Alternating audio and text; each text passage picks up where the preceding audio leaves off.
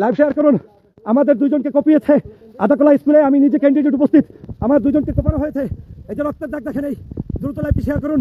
জামালের এলাকা, এটা হচ্ছে বড় ইউনিয়ন। আমি সকাল থেকে বলছি এখানে ভোট কাটার জন্য ওরা বিভিন্ন সেন্টারে দৌড়াদৌড়ি করছে। আমি এখন সেনাবাহিনী কল করেছি, সেনাবাহিনী আসছে। ওরা এই এলাকায় পিছনে বিভিন্ন জায়গায় পলিয়ে থেকেছে, ওরা এই সেন্টারে ভোট কারচুপি করেছে। আমার আমার সেই ক্যান্ডিডেটের মর্যাদা রক্ষা করতে পারে নাই। আমার সামনে এই যে আমার যে পিএস, তার মাথায় আঘাত করেছে, ও হাঁটতে পারে না। রামদা এবার একজনের একটা দাঁত নাই ড্রাইভারের, তারপরে আমাদের একজনের, তারা কুপিয়েছে দুইজনকে আদাখোলা স্কুলের এখানে। আদাখোলা স্কুল বড় ইউনিয়ন। ভোট যদি চুরি করতে চাস আমাকে আসতে বলছে, তোর ভোট নাই, তুই নির্বাচন করতে আসতে পারো। এই যে সেন্টারটাই আদাখোলা স্কুল, আপনারা দেখে রাখেন। এইখানে একটু আগে আমার দলের নেতাকর্মীদেরকে আক্রমণ করেছে, দেশীয় অস্ত্র সহ তারা এখানে আক্রমণ করেছে। এখন দেশপ্রেমিক সেনাবাহিনী উপস্থিত হয়েছে, আপনারা শেয়ার করে দিন।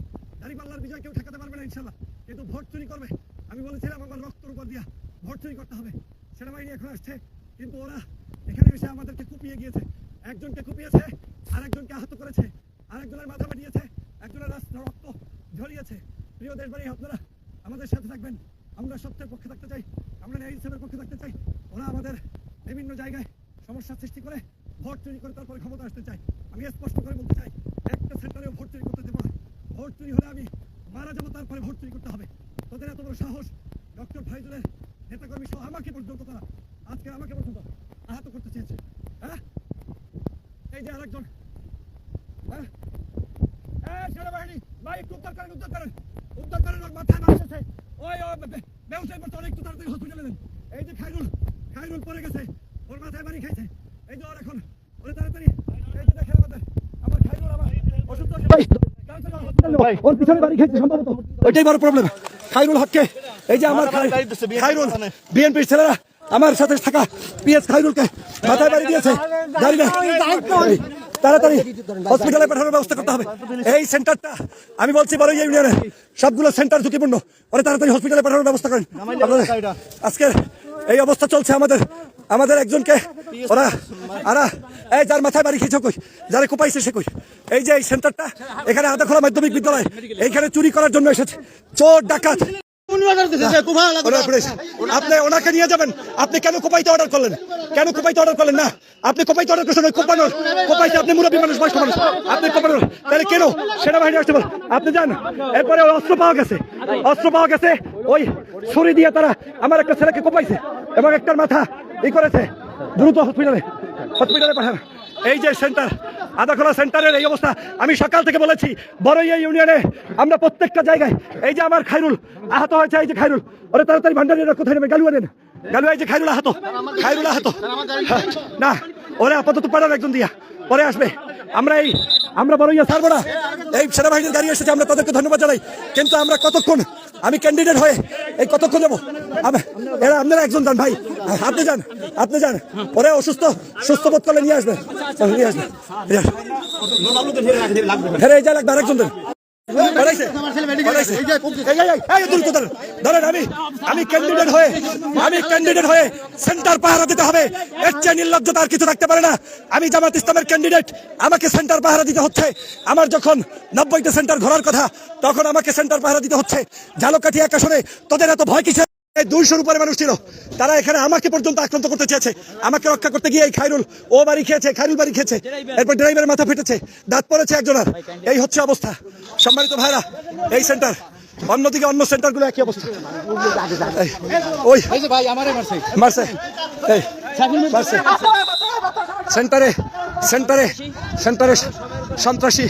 সেন্টারে সন্ত্রাস। এই যে সুন্দর একটা সেন্টার, আমি 90টা সেন্টারে যাব, কিন্তু আমাকে বড়ইয়া ইউনিয়নে থাকতে হবে কেন? আমি প্রশ্ন রাখতে চাই। আজকের ভয়ে ভীত হয়ে বড়ইয়াবাসী মুক্তি চায়, বড়ইয়াবাসী স্বাধীনতা চায়, কিন্তু বড়ইয়াবাসীকে জিম্মি করে এটা হতে পারবে না। সমগ্র সেন্টারগুলো চেক দেন, আমার প্রত্যেকের কাছে অনুরোধ, সেন্টারগুলো চেক দেন। 90-95% ভোট পেয়ে দাঁড়িপাল্লা বিজয়ী হবে ইনশাআল্লাহ। বাংলাদেশের প্রধানমন্ত্রী হবে ডক্টর শফিকুর রহমান। বিএনপির সন্ত্রাসীরা এভাবে যারা আজকের আমাদের উপর আক্রমণ করেছে, প্রিয় ভাইরা সবাই মিলে সাবধানে থাকবেন। আমাদের ভোট গণনা পর্যন্ত আমাদের একজনও লড়বেন না, শোনেন, মারা যাবেন, লড়বেন না, আমাকে ফোন দেবেন। আর্মি এখানে আসবে, থাকবে। আমি আর্মির কাছে অনুরোধ করবো অন্ততপক্ষে 1-2 আর্মি যেন এখানে থাকে। ভোট গণনা পর্যন্ত একজন মিনিমাম আপনাদের সদস্য রাখেন ভাই, না হয় ভোট আর এই সেন্টারে হবে না। আপনি নিশ্চিত থাকেন এই সেন্টারে ভোট দিতে পারবে না। ওরা আবার আসবে এবং আরো যে কয়টা ঝুঁকিপূর্ণ কি চরিত্র, ওই সেন্টারগুলো একই চরিত্র প্রিয় ভাইরা। অতএব এই সেন্টারে একজন করে হলেও সেনাবাহিনী রাখেন, একজন সদস্য রাখেন প্লিজ, অন্তত একজন সেনাবাহিনীর সদস্য চাই। 5টা পর্যন্ত আপনারা থাকেন। বড়ই এই ইউনিয়নের মাত্র কয়েকটা সেন্টার, এক একটা সেন্টারে একজন করে থাকেন, এটা আমার আহ্বান। আমি বিজয়ী হব ইনশাল্লাহ। আমার বিজয় ছিনিয়ে নিতে পারবে না। আমি রক্ত দিব, আমি তো বলেছি আমি মারা যাব, তারপরেও তোমরা ভোট কাটতে পারবে না। প্রিয় ভাইরা ঘুরান, আমরা ওইদিকে সেন্টারে যাবো, ওইদিকে যাবো। আমাকে একটু একজন একটু সাপোর্ট দিন। বাকি 5-6টা সেন্টার সব ঝুঁকিপূর্ণ, সব ঝুঁকিপূর্ণ। প্রিয় ভাইরা লাইভ শেয়ার করে দিন। দুজনকে কপিয়ে আহত করেছে, আমাকে মারতে চেয়েছে, আমার উপরে আহত করেছে, চেষ্টা করেছে, আমার একজন বডিগার্ডকে পর্যন্ত মেরেছে, তার মাথায় বাড়ি মেরেছে। আল্লাহ জানে তার অবস্থা কি হবে। আমার এক ভাই, তিনি ইতিমধ্যে হসপিটালে পাঠানো হয়েছে, তাকে হসপিটালে পাঠানো হয়েছে, ক্যান্ডিডেট হয়ে ওনার এই অবস্থা। দুইজনকে হসপিটালে পাঠানো হয়েছে, খেয়েছে, আরেকজন গেছে আগে, যার কোপ খেয়েছে, সেনাবাহিনী আসার আগে এসে গেছে। এই হচ্ছে অবস্থা, এই হচ্ছে বড়ইয়ার অবস্থা। বড়ইয়ার ভাই আপনাদের কাছে করজোর অনুরোধ করি, আপনাদের কাছে করজোর অনুরোধ করি। বড়ইয়া ইউনিয়নের যে কটা সেন্টার আছে, আল্লাহর রাস্তে প্রত্যেকটা সেন্টারে আপনারা একজন করে হলেও একটু থাকেন। বড়ইয়া সেন্টারে যদি একজন করেও থাকেন, একজন করে হলেও আপনারা সেনাবাহিনী থাকেন, আপনাদের প্রতি আস্থা আছে। সেনাবাহিনী বাংলাদেশের এখন পর্যন্ত দেশপ্রেমিক একটা সংস্থা থাকলে সেনাবাহিনী। আমি সেনাবাহিনীর সহযোগিতা সকাল থেকে পেয়েছি, আমি প্রশাসনেরও সহযোগিতা পেয়েছি, কিন্তু এরকম দুরভিসন্ধিমূলক সেন্টার কেটে নেবে কেন?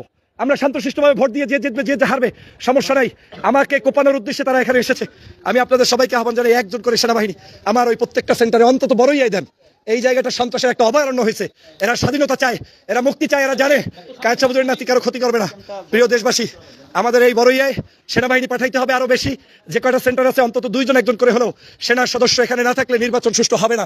আমি আবারও আহ্বান জানাই, বড়ইয়ার প্রত্যেকটা সেন্টারে একজন করে সেনা সদস্য পাঠাবেন। দেখেন এই সুন্দর নির্বাচনকে যারা নস্যাৎ করতে চাইছে, সেই সন্ত্রাসীদেরকে গ্রেপ্তার করতে হবে। আমার ভাইকে যারা রক্ত ঝরিয়েছে, আমি ওই ছেলে না যে ক্যান্ডিডেট হবো আর বাসায় গিয়ে ঘুমিয়ে থাকবে, এমনটা নয়। ওই যে দাঁড়িয়ে আছে ওনাদের ওইখানে ওই যে হ্যাঁ ওনারাও জড়িত এখানের এই আশেপাশে ওই কোনায় যারা দাঁড়িয়ে আছে, সব হচ্ছে এইগুলোর সদস্য। 300 এখন পলায়, ওই যে এখন দৌড়ায়, ওই যে আপনি দেখে দৌড়িয়েছে মানে কি চোরের মনে পুলিশ দৌড়ায়। এরা সবগুলো এইগুলো করছে, আমাকে পর্যন্ত আক্রান্ত করতেছে। একটা ক্যান্ডিডেট যে আর 5 ঘন্টা পরে প্রত্যেকটা সেন্টার পাহারা দিয়ে আমরা আমাদের জয় নিশ্চিত করি ইনশাল্লাহ। সবাই লাইভটি শেয়ার করে দেন। সেনা সদস্য ছাড়া নির্বাচন সুষ্ঠু হবে না। সবাইকে ধন্যবাদ।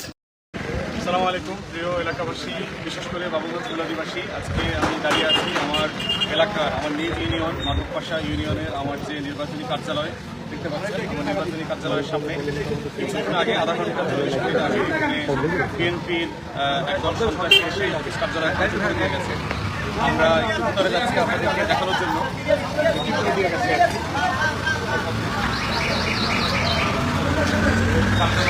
দেখতে পাচ্ছেন যে এই আমাদের এখানে যে পোস্টারগুলো লাগানো ছিল সেগুলো সব ছিঁড়ে ফেলছে। আমার যে পোস্টার ছিল এই পোস্টারগুলো সব এখানে করে রাখা। এখানে চেয়ার যেগুলো ছিল আপনার ফেস্টুন রাখা ছিল পিছনে, ফেস্টুনগুলো সব ভেঙে ফেলছে, পোস্টার ছিঁড়ে ফেলছে। এরপরে হচ্ছে চেয়ার দেখতে পাচ্ছেন, এই যে দেখতে পাচ্ছেন, এই যে চেয়ারের চেয়ার সব এই যে চেয়ার ভেঙে গেছে। এখানে আমাদের নেতাকর্মীরা বসা ছিল, তাদেরকে হুমকি দিচ্ছে এবং কালকে ভোট কেন্দ্রে কিভাবে থাকবো সেগুলো তারা আমাদেরকে যাচ্ছে তাই গালাগালি করে দিয়ে গেছে। এবং এটা করেছে হচ্ছে এখানে বিএনপির যে পদপ্রার্থী আছে অ্যাডভোকেট জয়নুল আবেদিন সাহেব, ওনার সবচেয়ে বড় ডানহাত ক্রিমিনাল হিসেবে পরিচিত, মাধবপাশা ইউনিয়নের একসময় চেয়ারম্যান ছিল, বিএনপির আহ্বায়ক, যাকে সবাই এলাকাতে মিচকে শয়তান হিসেবে চেনে আর কি। দাড়ি টুপিওয়ালা একটা আপাদমস্তক ইবলিশ শয়তান। সেই শয়তানের নেতৃত্বে এখানে 10-15টা মোটরসাইকেল নিয়ে আসছে, তারা এখানে গাড়ি রেখে তারপরে হচ্ছে এই কাজগুলো করেছে। এই কাজের জন্য বিএনপি সন্ত্রাসীরা যেমন দায়ী, ঠিক একইভাবে দায় হচ্ছে প্রশাসনের। আমার এসপি, আমার ডিসি, রেঞ্জের কমিশনার, বিএনপি কমিশনার, ওনাদের সবার সঙ্গে গত কয়েকদিন থেকে আমি টানা কথা বলেছি। সেনাবাহিনী, যৌথ বাহিনী, র্যাব, আইনশৃঙ্খলা বাহিনী, ইউনো, প্রশাসনের প্রত্যেকটা ইউনিটে আমরা কথা বলেছি। কথা বলে যেটা দেখলাম যে ন্যূনতম অ্যাকশন নেওয়ার যে আগ্রহ এই ক্রিমিনালদের ব্যাপারে, তাদের মধ্যে কোনো আগ্রহ আমরা দেখি নাই। বারবার রিপিটেডলি ঘটনা ঘটেছে, আমাদের নেতাকর্মীদেরকে হেনস্থা করেছে, গণসংযোগে মা বোনরা যারা ছিলেন তাদেরকে বেইজ্জতি করেছে, কিন্তু এগুলোর ব্যাপারে কোনো অ্যাকশন নেওয়া, আমরা এভিডেন্স সহ, মামলা সহ, তথ্য প্রমাণ সহ আজকেও সকাল থেকে সারাদিন আমি প্রশাসনের সব ইউনিটে কথা বলেছি, কিন্তু আমরা দেখতে পাচ্ছি তাদের এগুলোর ব্যাপারে অ্যাকশন নেওয়ার আগ্রহ খুব কম। তারা সারা দেশের মতো কেমন জানি বিএনপির কাছে ইতিমধ্যে সারেন্ডার করে ফেলেছে। দেশের প্রতি, দেশের মানুষের প্রতি, সংবিধানের প্রতি তাদের যে ন্যূনতম শ্রদ্ধা সম্মান থাকার কথা ছিল, একটা ভালো নির্বাচন আয়োজনের যে দায়িত্ব তাদের ছিল, সেইটা তাদের ভিতরে মোটেই দেখতে পাচ্ছি না। গতকালকে প্রেস কনফারেন্স করে একই কনসার্নগুলো আমি জানিয়েছি। এবং প্রেস কনফারেন্সে আমরা এটা আশঙ্কা করেছি এই ঘটনাগুলো ঘটবে এবং এই ঘটনাগুলো যখন ঘটেছে তখন বিএনপির যে উপজেলা আহ্বায়ক সুলতান চেয়ারম্যান তিনি খুব কাছেই দাঁড়ানো ছিল, তাকে যারা দাঁড়ানো দেখেছে প্রত্যক্ষদর্শীরা আমাকে জানিয়েছে এবং যারা এখানে অ্যাটাক করেছে তাদের সবার ছবি ভিডিও আমাদের কাছে তোলা আছে। আমরা আহ্বান করব এবং আশা করব যে প্রশাসন দৃষ্টান্তমূলক ব্যবস্থা নেবেন।